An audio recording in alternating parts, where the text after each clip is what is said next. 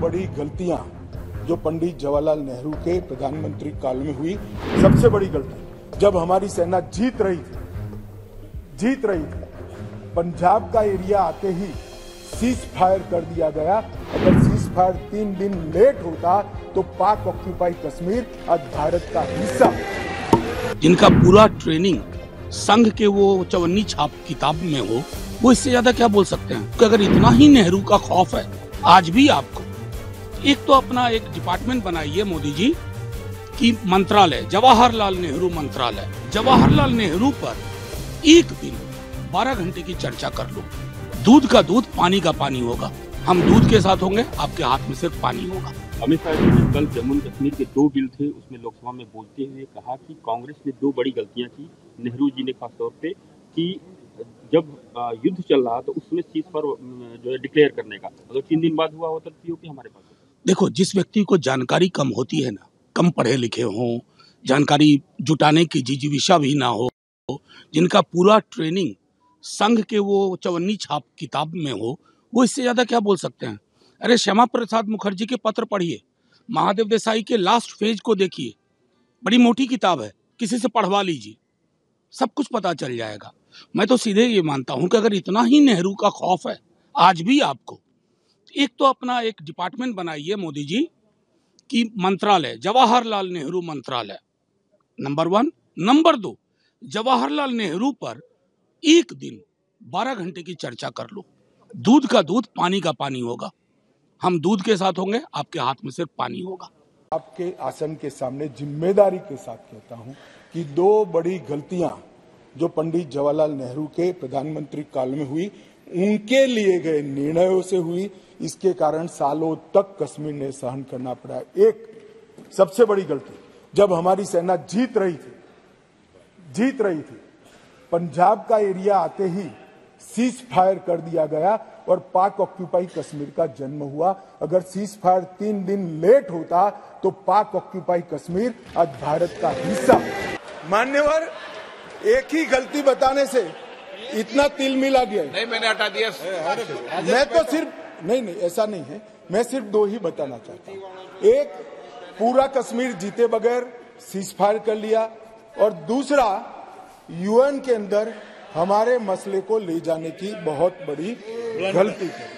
आप सारे दिन भर सदन में इस मुद्दे पे चर्चा होना चाहिए, क्योंकि एक छोटी मामला तो नहीं है, और हिंदुस्तान के इतिहास के बारे में सिर्फ अमित शाह जी रूबरू नहीं है, और भी तो कोई होंगे।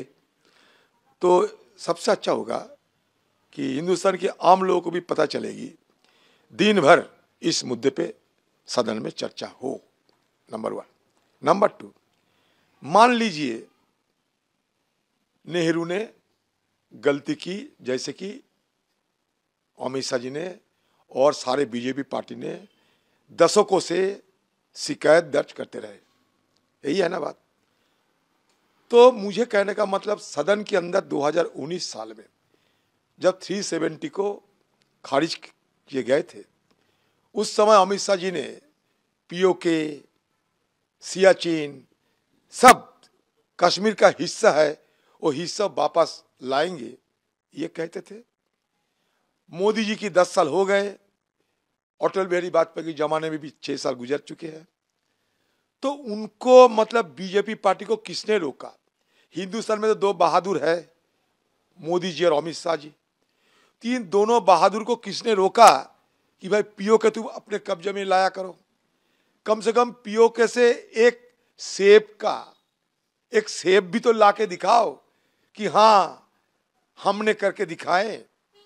और इसके चलते भाई ये भी कहना चाहते हैं, आज पीओके की सीने चीरकर चाइना पाकिस्तान इकोनॉमिक कॉरिडोर बन रहे हैं।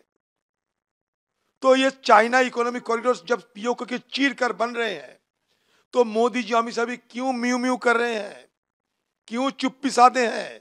इतना G7 में जाते हो, संघाई कोऑपरेशन में जाते हो, G20, G24, 420 बहुत कुछ होने वाला है। तो किसने रोका इन लोगों को कि पाकिस्तान और चाइना के बीच पीओके की सीना चीरकर जो चाइना पाकिस्तान इकोनॉमिक कॉरिडोर हो रहे हैं उसको रोकने के लिए क्यों कोई प्रयास नहीं किया जा रहा है। पीओके छीन के तुम लाके दिखाओ कि जो कांग्रेस ने नहीं कर पाए वो हम करके दिखाए हैं। एक सेब तो कम से कम लाया करो पीओके से। यहाँ बड़ी बड़ी बहादुरी करते हैं। 70 साल पहले के इतिहास निकाल कर और पंडित जवाहरलाल नेहरू को कोस कर आज भारतीय जनता पार्टी ने बहुमत वाली सरकार बनाई है। जब बहुमत वाली सरकार बनी थी और धारा 370 हटाई गई थी, कहा था उन्होंने इतिहास रचा है।